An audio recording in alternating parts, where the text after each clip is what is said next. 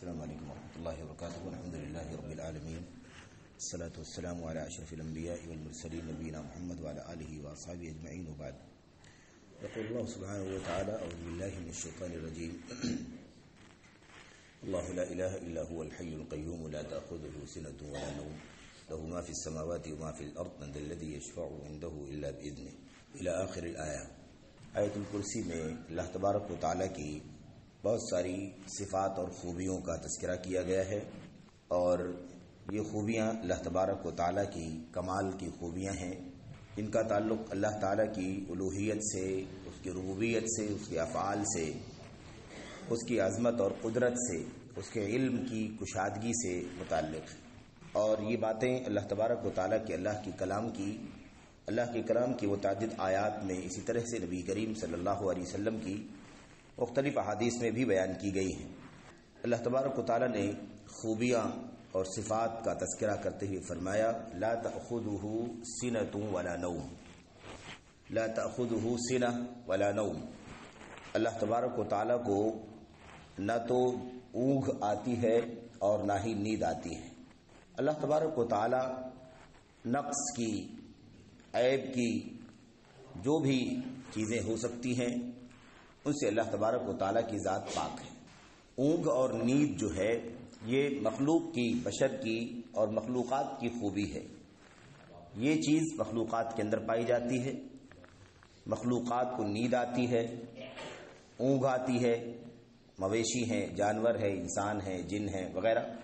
انہیں اللہ تبارک و تعالیٰ نے کچھ انداز سے پیدا کیا ہے کہ انہیں اونگ بھی آتی ہے اور پھر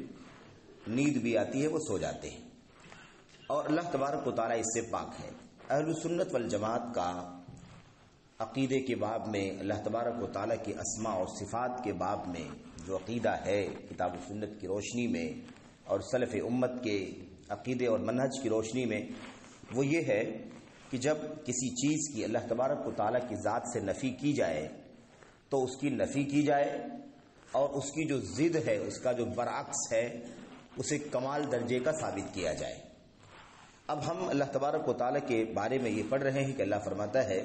کہ اللہ تبارک و تعالیٰ کو اونگ نہیں آتی ہے، نیند نہیں آتی ہے. تو اونگ اور نیند کی نفی کرنا ہے اللہ تبارک و تعالیٰ کی ذات سے، اور ساتھ ہی ساتھ اونگ اور نیند کے مقابلے میں اس کے برعکس جو ہو سکتا ہے اسے کمال درجے کا ثابت کرنا ہے.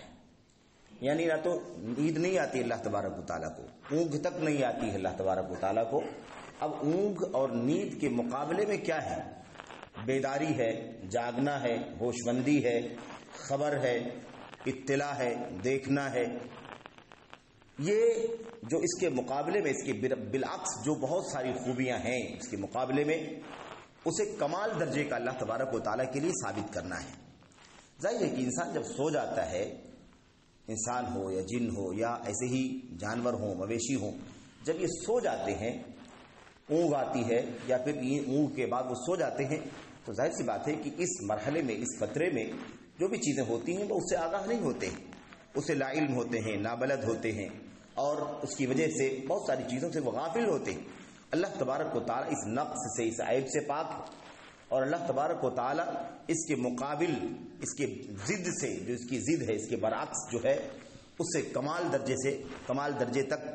اس سے متصف ہے، اور وہ اللہ تبارک و تعالیٰ کی خوبی کا حصہ ہے. یعنی اللہ تبارک و تعالیٰ بہت ہی زیادہ دیکھنے والا ہے، بہت ہی زیادہ اطلاع رکھنے والا ہے، خبر رکھنے والا ہے، اور بہت ہی زیادہ اللہ تبارک و تعالیٰ کو باریکیوں کا علم ہے. ایسی چیزیں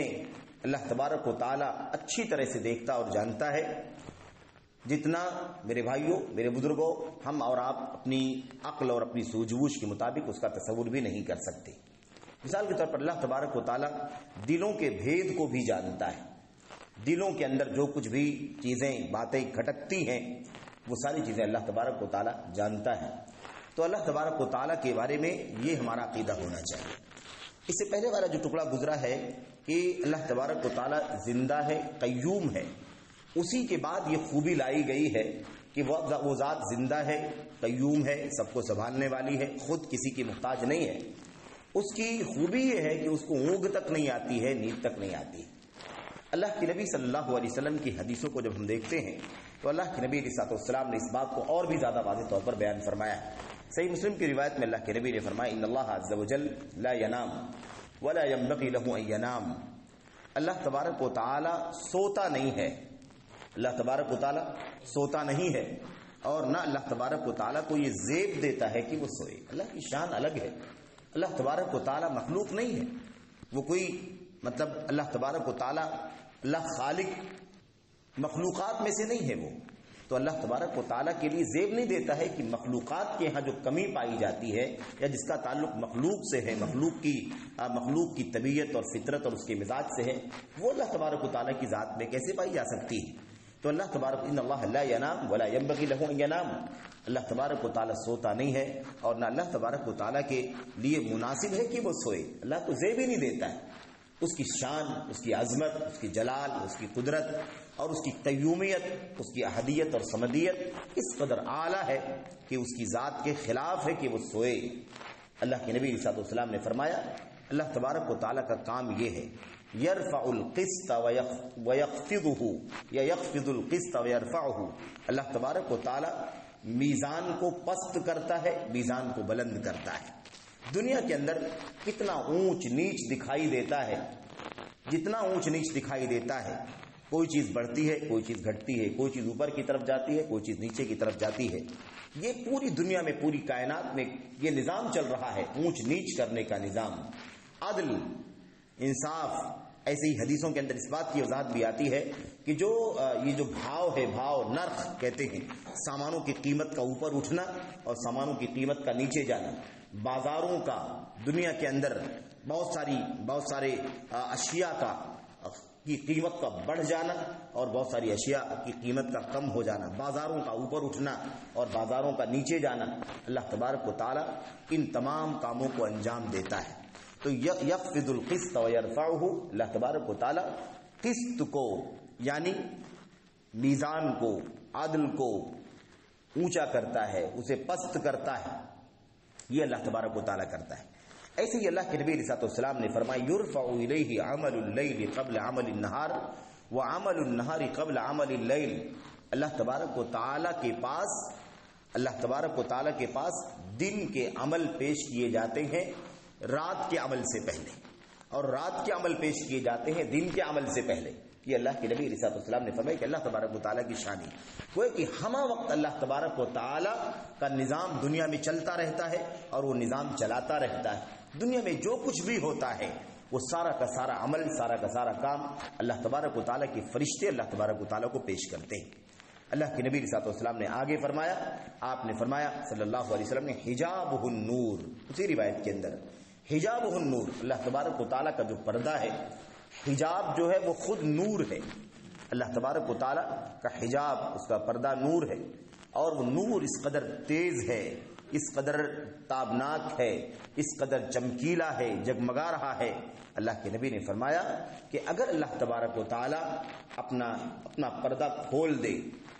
اللہ تبارک و تعالیٰ کا پردہ جو ہے وہ نور کا ہے، اگر اللہ تبارک و تعالیٰ اپنا پردہ کو کھول دے، لو کشفہ، اللہ تبارک و تعالیٰ اگر اپنا پردہ کھول دے تو کیا ہوگا؟ لأحرقت سبحات وجهه من انتهى الیہ بصره، تو اللہ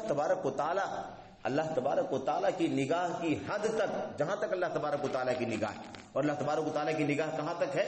اللہ تبارک و تعالیٰ ہی جانتا، ہر چیز اللہ تبارک و تعالیٰ کی نگاہ میں ہے، اللہ کی نگاہ سے کوئی چیز باہر نہیں ہے۔ تو اللہ کے نبی نے فرمایا کہ اس کا نور اتنا زیادہ تیز ہے کہ اگر اللہ اپنے پردے کا نور اگر کھول دے تو اس کے چہرے کی چمک اور تیزی، جہاں تک اللہ تبارک و تعالیٰ کی نگاہ ہے، ساری کی ساری مخلوقات کو جلا کر خاکستر کر دے گی، ساری کی ساری مخلوقات جل کر ختم ہو جائے گی۔ یہ اللہ تبارک و تعالیٰ کی شان ہے، اس کی عظمت ہے۔ اس قدر عظمت والا رب بھلا اسے کیسے نیند آ سکتی ہے، کیسے اونگ آ سکتی ہے؟ سونا، اونگ آنا یہ تو مخلوقات کے نقص ہے، ان کی کمیاں ہیں۔ اللہ تبارک و تعالیٰ اس سے پاک ہے، اس سے بے نیاز ہے، بلکہ اللہ تبارک و تعالیٰ تو پل پل کی خبر رکھتا ہے، اسے ایک ایک لمحے کی، اللہ تبارک و تعالیٰ کو ایک ایک لمحے کی اطلاع ہے، آگاہی ہے، خواہ وہ لوگوں کے سامنے ہو یا لوگوں کی نگاہوں سے اوجھل ہو، پہاڑ کے اندر ہو، سمندروں میں ہو، دریاؤں میں ہو، زمینوں میں ہو، آسمانوں میں ہو، یا وہ کتنی بھی باریک سے باریک مخلوق کیوں نہ ہو، اللہ تبارک و تعالیٰ ہر چیز کی، ہر مخلوق کی خبر رکھتا ہے اور ان کے لیے جو اسباب مطلوب ہیں وہ جانتا ہے اور اسے اللہ تبارک و تعالیٰ فراہم کرتا ہے، سب کو روزیاں عطا فرماتا ہے، سب کی ضروریات، سب کی تقاضوں کو پورا کرتا ہے، یہ اللہ تبارک و تعالیٰ کی شان ہے۔ تو بہرحال اللہ تبارک و تعالیٰ کے بارے میں یہ صفت لا تأخذہ سنۃ ولا نوم، اسے اونگ نہیں آتی ہے، اسے نیند نہیں آتی ہے۔ ایسے اللہ تبارک و تعالیٰ نے آگے فرمایا لہ ما فی السماوات وما فی الارض، یہ چوتھی خوبی، چوتھی صفت اللہ تبارک و تعالیٰ کی بیان کی گئی، لہ ما فی السماوات وما فی الارض، اسی کا ہے، اسی کی ملکیت ہے، اسی کے لیے خاص ہے، کیا؟ جو کچھ زمینوں میں ہے، جو کچھ آسمانوں میں ہے، جو کچھ آسمانوں میں ہے، جو کچھ زمین میں ہے، ساری کی ساری چیزیں لہو، اسی کے لیے ہیں۔ اصل میں جب یہ لہو ہے نا، اسے لام اور ہا جس کو ضمیر کہا جاتا ہے جار مجرور، جب اسے مقدم کر دیا جاتا ہے نا، پہلے لایا جاتا ہے، تو اس کا فائدہ یہ ہوتا ہے کہ تحدید ثابت ہوتی ہے، خصوصیت ثابت ہوتی ہے، اس کے ذریعے سے حصر ثابت ہوتا ہے۔ اگر یہ کہا جاتا ما فی السماوات وما فی الارض لہو، جو کچھ آسمان میں ہے، جو کچھ زمین میں ہے، وہ اللہ تبارک و تعالیٰ ہی کا ہے، اللہ تبارک و تعالیٰ کا ہے، تو یہ بات عام ہوتی۔ لیکن یہ جب لام اور ہا کو پہلے لے آیا گیا، لہو پہلے کہہ دیا گیا، تو یہ تعبیر ہے، جیسے ایاک پہلے لے آیا گیا، ایاک نعبد ایاک نستعین، تیری ہی عبادت کرتے ہیں، تجھی سے مدد مانگتے ہیں، ایسے ہی یہاں بھی لام اور ہا کو جو پہلے لایا گیا ہے، اس سے تحدید، حصر اور خصوصیت کا فائدہ ملتا ہے کہ اللہ تعالیٰ ہی کے لیے ہے، اللہ تعالیٰ ہی مالک ہے، اللہ ہی کے لیے خاص ہے، اسی کی ملکیت ہے وہ ساری چیزیں جو آسمانوں کے اندر ہے اور جو کچھ زمینوں کے اندر ہے۔ یہ اللہ تبارک و تعالیٰ کی خصوصیات میں سے خصوصیت ہے۔ میرے بھائیو، اللہ تبارک و تعالیٰ ہی ساری چیزوں کا مالک ہے۔ زمین میں، آسمان میں جتنے بھی غیر اللہ پوجے جا رہے ہیں، جتنے بھی غیر اللہ کی پرستش کی جا رہی ہے، خواہ وہ جاندار ہوں، بے جان ہوں، زندے ہوں، مردے ہوں، یا مثال کے طور پر سونے، چاندی، تانبے، پیتل، لوہے، لکڑی، یا مثال مٹی پتھر کے بنائے گئے ہوں، جس کی بھی غیر اللہ، جس کی بھی پوجا کی جا رہی ہے، اللہ تبارک و تعالیٰ نے دوسری آیتوں میں اس بات کو ایسے بیان کیا ہے کہ کیا ان کے ہاتھ میں کچھ ہے؟ کیا یہ بھی کسی چیز کے مالک ہیں؟ اگر یہ زمین و آسمان میں کسی چیز کے مالک ہے تو بتائیں کہ فلاں چیز کے مالک ہیں۔ اللہ تبارک و تعالیٰ نے فرمایا جو لوگ بتوں کی پوجا کرتے ہیں، جو لوگ مورتیوں کی پوجا کرتے ہیں، جو لوگ غیر اللہ کی پوجا کرتے ہیں، اللہ تبارک و تعالیٰ نے فرمایا کہ